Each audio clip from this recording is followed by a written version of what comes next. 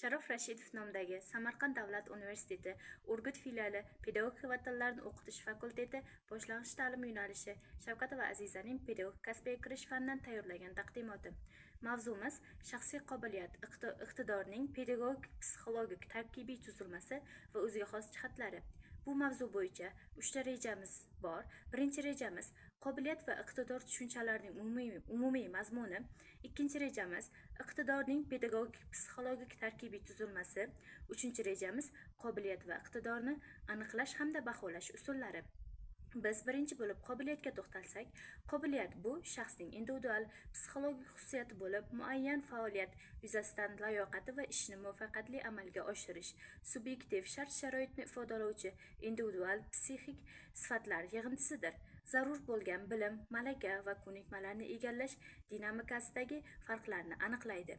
Qobiliyatlar individual psixologik xususiyat bo'lganligi sababli shaxsning boshqa sifatlar va xususiyatlariga, ya'ni aql sifatlariga, xotira va xarakter xususiyatlariga, his-tuyg'ularga qarama-qarshi qo'yilmaydi, balki ular bilan bir qatorda qo'yilishi kerak hisoblanadi.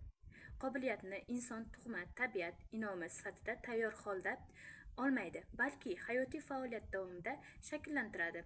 Qobiliyat va iqtidor tushunchalarining mazmuniga to'xtaladigan bo'lsak, qobiliyat bu shaxsning muayyan faoliyatining muvaffaqiyatli bajarish imkonini beruvchi psixologik xususiyat majmuasidir. Qobiliyat insonga tayyor holda berilmaydi, u tabiiy layoqat asosida shakllanadi. Psixik jarayonlarga to'xtaladigan bo'lsak, qobiliyatlar quyidagi jarayonlar orqali faol ishlaydi. Birinchisi idrok, ma'lumotni tez qabul qiladi. Ikkinchisi xotira, kerakli bilimlarni saqlash va eslab qolishni ta'minlaydi. Uchinchisi diqqat, faoliyatni boshqarish vazifasini bajaradi. To'rtinchisi tafakkur, masala yechish, tahlil qilish. Psixik jarayonlar qanchalik rivojlangan bo'lsa, shaxsning qobiliyati ham shunchalik samarali bo'ladi. Iqtidorning pedagogik, psixologik, tarkibiy tuzilmasi. Bu iqtidor bir necha komponentdan iborat bo'ladi. Birinchisi intellektual komponent. Ularga tahlil qilish, xulosalash, ijodiy fikrlash, muammoga noodatiy yechim topish, murakkab ma'lumotlarni tez tushunish kiradi. Xulosaga keladigan bo'lsak, qobiliyatlar shaxsning individual psixologik xususiyatlari bo'lib, ular aql, xotira, xarakter va hissiy holatlar kabi boshqa shaxs sifatlari bilan birgalikda namoyon bo'ladi.